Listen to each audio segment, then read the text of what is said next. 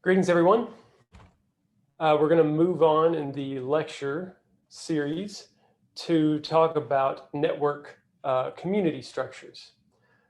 Community structures that might exist, that might present themselves in some kind of network structure, and why that might be important to study with respect to network resilience, infrastructure resilience, and community resilience, and so on. So we talked previously about communities, and we didn't really talk about how those communities might form, but we talk about them in a general sense. And here's another way to think about communities. They're often thought of as entities who group together due to commonalities, such as interests or geography. You know, you live next to someone, they might be in your community. You go to church with someone and they might be in another community that you're involved with. You work with someone, they might be in your community, and so on. And so oftentimes we form these groups based on some kind of commonality. Okay. Well, in a network-centric way, we can think about community structures or groups of nodes that are relatively densely connected together to each other, but sparsely connected to other dense groups in the network. That is, you can break apart networks and try to identify structures such that within some community structure, you have several nodes that are connected together and potentially densely connected together. And you might have several of those communities. And in between those communities, you might see very sparse connections. Okay? And why may they look like that? Well, much like the definition of regular communities, there's probably some kind of similarity that exists that creates those network structures the way they are. Okay? Could be the geographic location of those nodes. If we're talking about maybe a lifeline network, a physical network, something like that. It could be the connectivity. There's not really interests per se in physical infrastructures, but just the fact that several nodes are densely connected together, that might suggest some commonality among those nodes. Okay, so networks also have these community structures, and here's an example of one where we see perhaps 3 different communities in this network. And within the community, certainly within C, certainly within B, less so A, but you can see where A would create its own community. But with communities B and C, you see some more densely connected nodes. And in between B and C, you see sparsely connected communities. Okay, so we could describe a network that looks like this one with perhaps 3 community structures. Okay, here's another example.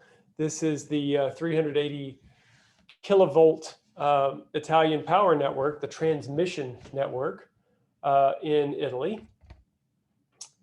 Looks something like this, and we could try to describe certain community structures within this network. We used we're not going to get into a lot of great details about different kinds of community detection algorithms. Our next speaker, Alex Gates, he will talk about some different community structures and some different community detection algorithms. But we used a community detection algorithm based on modularity. This is just a community detection term, modularity, and found 11 such communities in this network. One natural one would be the one down here. You can imagine that all of those would be in the same community. And then whenever you look at some of these others, they kind of make sense. So here you see some densely connected nodes. And in between community 11 and 6, in between community 11 and 1, you only have 3 community links. Okay, so perhaps a little more dense inside, and then connections to other communities would be a bit more sparse. One of the first examples of a community detection algorithm was made for a karate club network. Okay, so there was, back in the early 70s, there was a karate club, I guess just a club of people who enjoyed beating each other up with karate. There was this club that existed, and it's actually one of the, not only just the first example of community structures, but also one of the first social networks that was studied. And the guy who did the studying of this karate club network, his name was Wayne Zachary. And what he did was he studied the different individuals in the club, 34 of them, and he tried to understand their interactions outside of karate. You know, who is friends with who outside of karate, okay? And you'll see a couple of people who are highly connected here. This is the instructor of this karate club.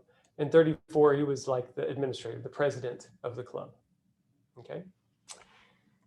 And so you see here interactions among all of those in the group.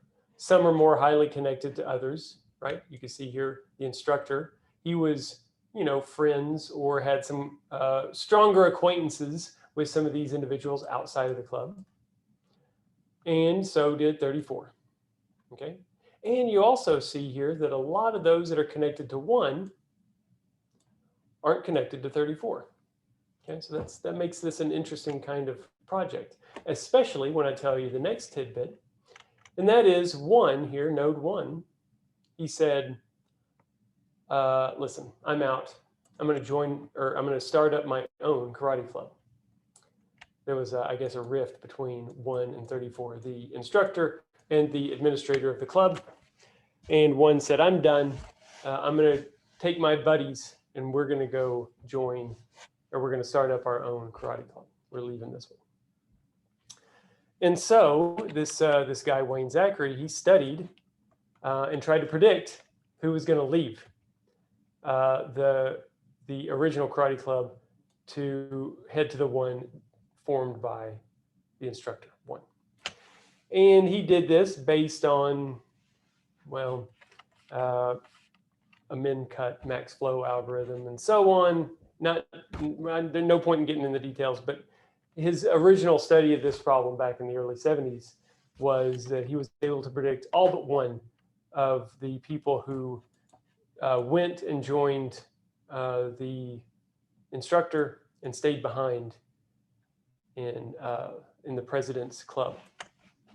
Okay, and so if we were to try to apply some sort of community algorithm here, community detection algorithm here, you can imagine what these clubs might look like. Okay, so this is actually taking that previous network and creating 4 different communities out of it. But you see here 1. This is the instructor at the center of this yellow and green community. You can imagine pooling these 2 together. And here's 34 over the center of the white and blue community. So this was the new karate club that was formed. These were the stragglers left behind in the previous one based on their allegiance to 34. Interesting idea, interesting idea. This notion of these community structures and networks. And there's a chapter in Barabasi's book, the textbook that's recommended for this course. It's free, you might as well take a look at it. And he devotes a chapter to this idea of community structures and why they're important. And we'll hit on a few things in a broad sense here. So the formal network science definition of a community is a locally dense connected subgraph in a network. Okay, it's a subgraph within a network, and it's dense inside the subgraph, and then the connections between subgraphs are more sparsely connected. This term connected means all nodes in a community must be reached by all of the nodes in that community, or that's just, if there's a node in there that can't be reached by all the other nodes in the community, then it probably doesn't belong in that community. Density. nodes in a community should have a higher probability of linking to other members of that community than to nodes not in that community. Okay, and that should make some intuitive sense. And so here we've got a network, right? And this is a pretty obvious set of communities here. You can imagine where it would not be so obvious, where you might really need an algorithm, especially if you had a really, well, pretty dense network or a network with a lot of nodes, a lot of links. But here you can imagine that there are two community structures, and then this lone node here in the middle could fit into either one, or perhaps that's its own community itself, right? Depending on how we want to define communities. Okay, and so what do we see? We see two subgraphs for sure, and we see dense connectivity within the subgraphs and then sparse connectivity between. Okay, so a couple of definitions that are in Barbassi's textbook. The first, it deals with strong communities. Okay, so consider a connected subgraph C made up of n sub C nodes. Okay, there's n sub C nodes in subgraph C. And we'll define something called internal degree. That's you've seen degree before, degree for a node. And this is just a special case of the degree concept called internal degree. So K sub I internal. Of node I, it's the number of links that connect I to other nodes in C. Okay, so it's essentially how connected is node I to other nodes in the community that I is believed to belong in. Okay, so we're defining C in some way. I've got a network. I'm saying, okay, I'm going to identify, for some reason, I'm identifying some subgraph in there, some community C, and then I'm going to measure whether or not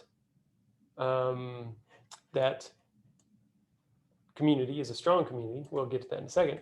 But I'm going to measure that based on internal degree in part, okay? And so, again, that's just the degree count for node I that's internal to that community.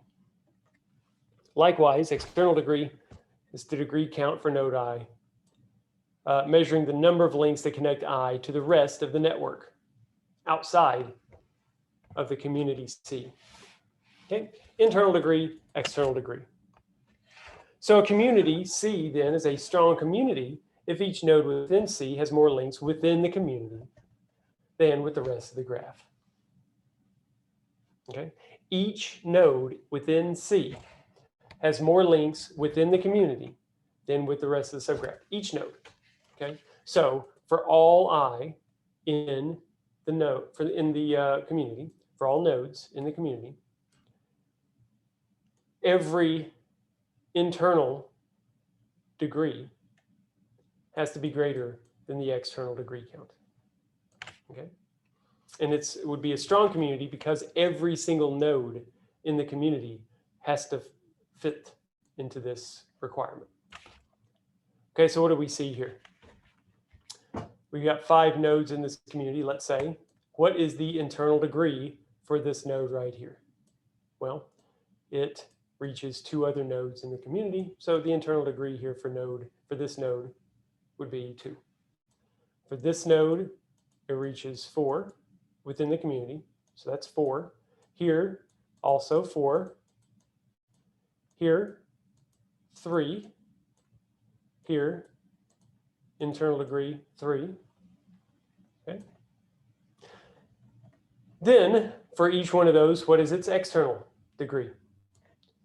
Here, external degree, none.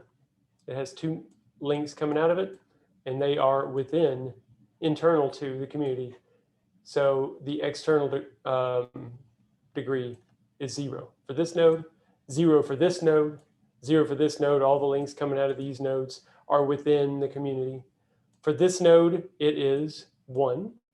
For this node, it's 1. Okay, so for this node, internal degree 2 greater than 0, internal degree 4 greater than 0, 4 greater than 0, 3 greater than 1, 3 greater than 1.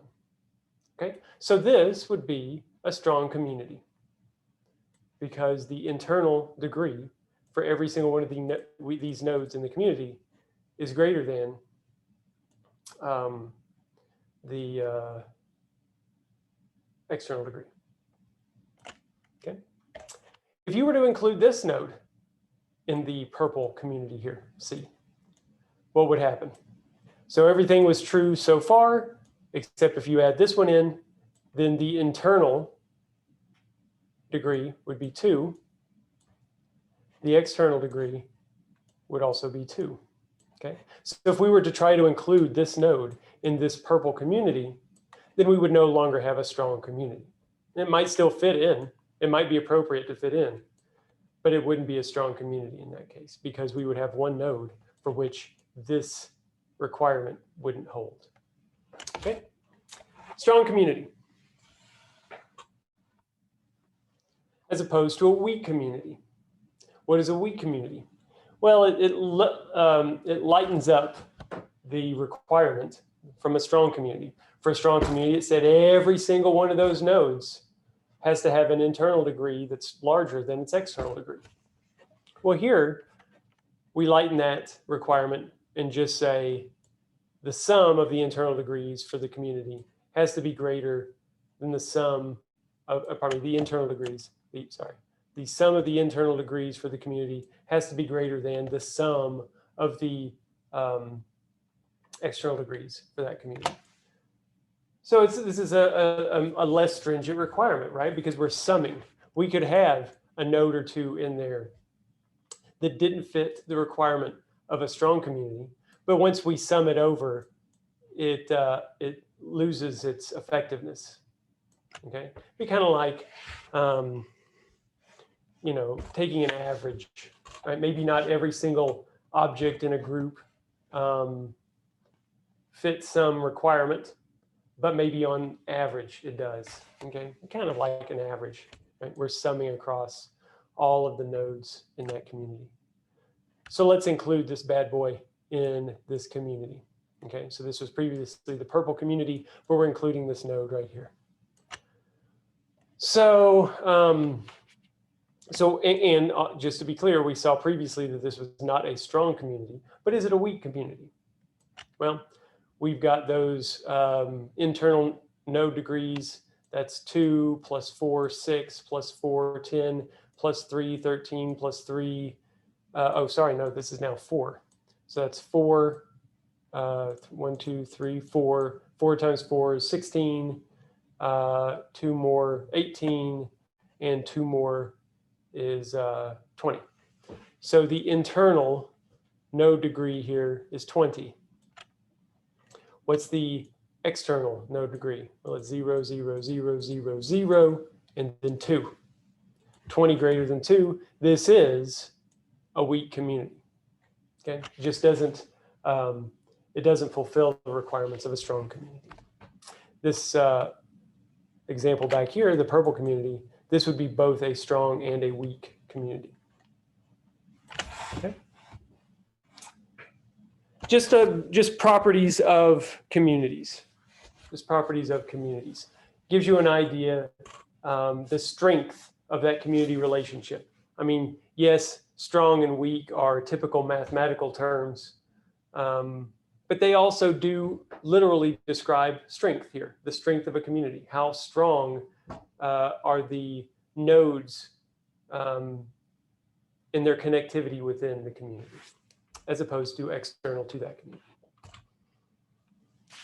So how do we find these community structures? We've essentially analyzed a community structure that we already imposed, right? But how do you find, how do you pick that out? How does Wayne Zachary pick out what his community structures look like? Well, there are a bunch of different ways of doing this. A bunch of different ways that could be appropriate for different situations. And so we'll talk just in general terms how this happens. And one way to do this is hierarchical clustering. Okay, the idea here is you build a similarity matrix. Okay, similarity matrix x sub ij, which describes the distance from node I to node j. And that idea of distance can be measured in a lot of different ways. Okay, it could be geographical distance, it could be distances that are based on some other measures. We'll allude to one here in a second that's in your book. But the one key requirement here is to calculate a similarity matrix. Okay, hierarchical clustering, just in the broad sense, then identifies nodes from nodes with high similarity to belong to the same community. Okay, so nodes with high similarity are similar to each other, right? And that being the case, then they should be in the same community. Nodes with lower similarity, nodes with lower values of x sub ij are probably not located in the same community. Okay, so here's this just mock-up of what a similarity matrix might look like. So you've got node I, node j, right? Here's this similarity measure measuring the distance, or I guess I should say really the inverse of distance in a way, between node I and node j. The larger this value, the more similar nodes I and j are to each other, suggesting that they should probably be in the same community. There's a couple of approaches for uncovering what these community structures using this hierarchical approach. The first is called an agglomerative algorithm. That merges nodes with high similarity into the same community. Okay, so we start with a blank slate, and then we start finding nodes that have high similarity, and we put them together. As opposed to a divisive algorithm. That says we start off with everything, and then we try to isolate communities by removing low similarity links that tend not to connect to those communities. Okay, so agglomerative, we're adding stuff together. We're combining nodes to make communities, to form communities. With the divisive algorithm, we're starting with everything, and we're trying to remove nodes to form communities. If you've been familiar with or had a course dealing with regression, and I'm sure you have by now, this would be somewhat analogous to the ideas of forward stepwise regression and backward stepwise regression. So remember, with regression, you're trying to find the right number of independent variables to describe the dependent variable, okay? And so you're wanting to build a regression model that has the right number of and the right content of independent variables. If you use forward stepwise regression, what you're doing is you're starting off with nothing, with no variables, and then you're adding variables as they make sense to the model. With backward stepwise regression, you're starting with all the variables that you have, and then you're slowly removing some that don't make sense. And here, make sense often deals with like the p-value on the significance of those variables. Okay. If the p-value is, well, for example, if we start with, let's say, backward stepwise regression, so we're starting with all terms in the model, then you might look through the significance of every single one of those independent variables and identify the one with the largest p-value, the one that's least significant. Remove it, rerun the regression, and see what happens. Then remove the next highest p-value, and so on. Do that until you've got a model that consists of all significant, only significant variables. Well, it's the same kind of idea here with the agglomerative and divisive algorithms. Here, we're building up nodes to form communities, kind of like forward stepwise regression. And with the divisive algorithm, we're breaking down, removing nodes, kind of like backward stepwise regression. One agglomerative algorithm that is discussed in your book is the Rivaz algorithm. A one-in-one divisive algorithm is called the Girvan-Newman algorithm. You might take a look at those, see if they make sense, and if in your project, if it makes sense to do a community analysis, an analysis of community structures. These algorithms are, I mean, there are a dime a dozen, tons of different algorithms out there, some that are very popular, and there would be R code or probably Python code to implement any number of community detection algorithms. There are many others. And then there are ways to measure how good of a job you've done at uncovering networks, right? There are indices that measure how good the communities are, okay? And the book talks about a couple of those. Alex Gates is going to talk about some of those in his presentation. So why might this matter? Why might we be interested in studying these community structures in the first place? Well, we might be interested in the resilience of those structures. So here's a paper that worked on with a former PhD student. And you might have seen his name before. We talked about his optimization approach for restoring disrupted nodes in an infrastructure network, in actually an interdependent set of infrastructure networks. But let's say we took a slightly different approach here. And instead of just restoring nodes, trying to restore connectivity or restore some performance measure of the networks, maybe we were interested in measuring the performance of community structures, right? To try to restore the community structures that exist in those networks.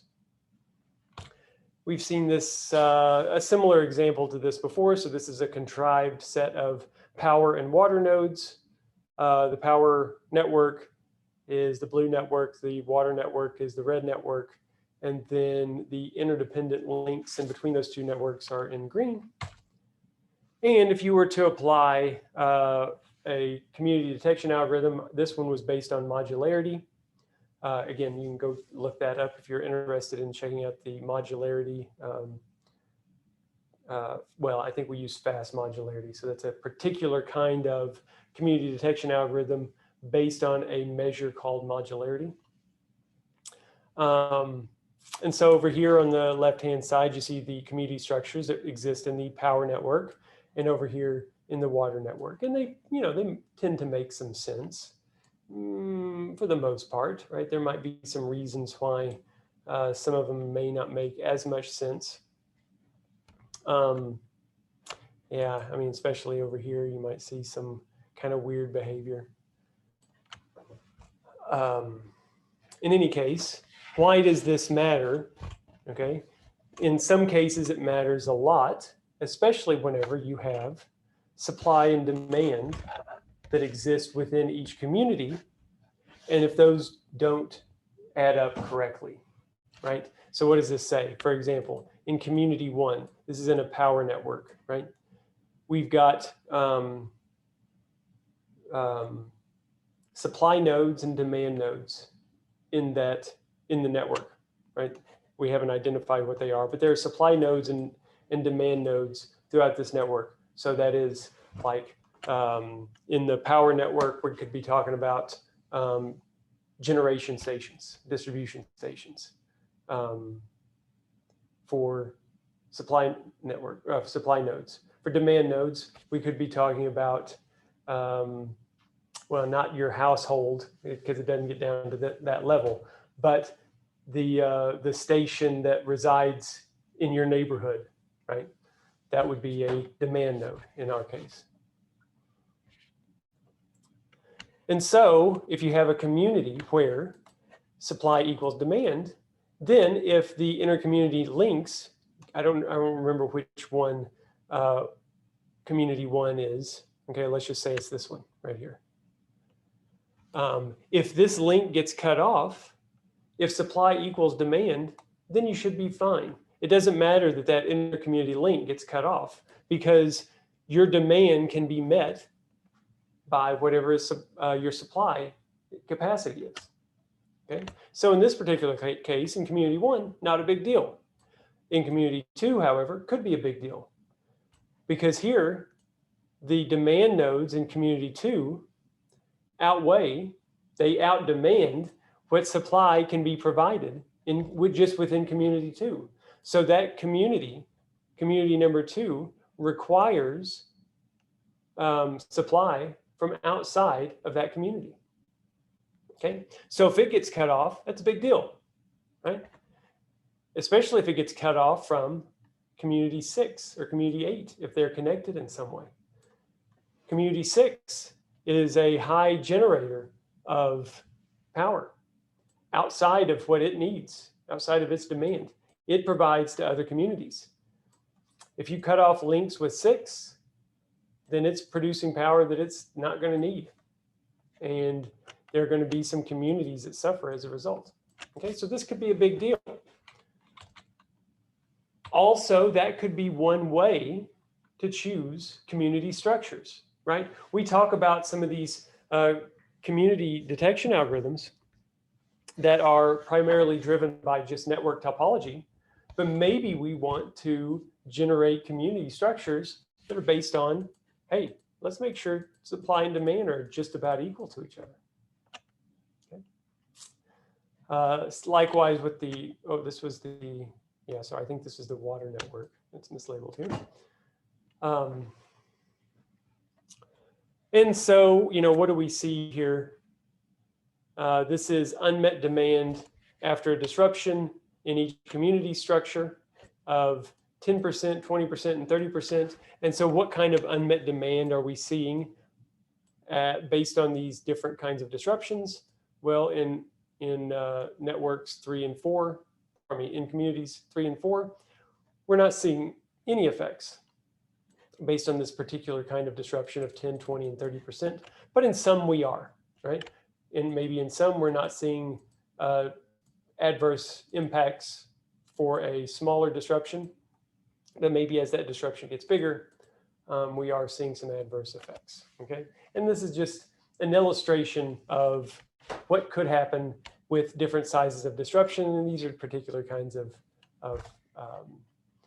randomly generated disruptions, also in the water network. Okay, so we have some major impacts in certain communities based on certain disruptions.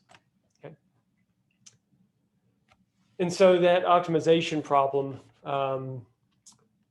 was maximize resilience of the set of interdependent networks with a focus on community structures. And we've got the same constraints that we saw in previous slides, dealing with network flow and the interdependence between the networks, the assignment and scheduling of work crews, the links between restoration and how that restores network flow, and then just the nature of the decision variables. Are they continuous? Are they binary? And so on. And here's what we see as a result of applying some sort of restoration to the network structures, and what we see in the restoration of the power and the water networks, and what we see for the overall system. And if you look at the particular community structures, what kind of restoration do you see within the community structure? So we see that, for example, community 8 is restored pretty well to a large extent pretty quickly. It doesn't actually get fully restored until the very end. And then next, what do we see? We see some restoration in community 1, likewise with community 7, and so on. Okay, and these are for very large disruptions, 100% disruptions. Likewise in the water network, we see the restoration of these different community structures. Okay, you can check out Yasser's paper if you want to look into that a little bit more. It's an interesting idea, I think. Here's another idea. Some work that I've done with some colleagues on resilience of community structures. And in particular here, what we looked at was how can we go about restoring a network where we want to restore the network structures in such a way that it gets close to the similarity of the original network structure. So that's the idea that we have in mind is, after a disruption of these links here, we recalculate what the community structures would be. Okay, how does that disruption change what the community structures might look like? And then after that, how do we restore to get to what our original idea of those community structures look like? Okay, so we're essentially restoring we're restoring our ability to get back to the original community structure based on some kind of similarity index. Okay, that's essentially what we're seeing here. No big deal. You can go check out the paper if you're interested. But we took a little bit different approach here to try to figure out what individual links and nodes needed to be restored such that we approach our original network structure. And again, we were restoring based on a similarity index, which I alluded to previously. How can you tell if you really get the community structure right with that similarity index? Okay, so this is just a little bit about community structures. And it might be something useful for you in your analysis of your networks if you are doing a project. And you'll hear more from Alex. This is kind of just a teaser for what Alex is going to talk about. He's going to get into a lot more details on how to pick good network detection algorithms, how to pick good measures of communities, and how those different measures might be misleading. Okay, thanks.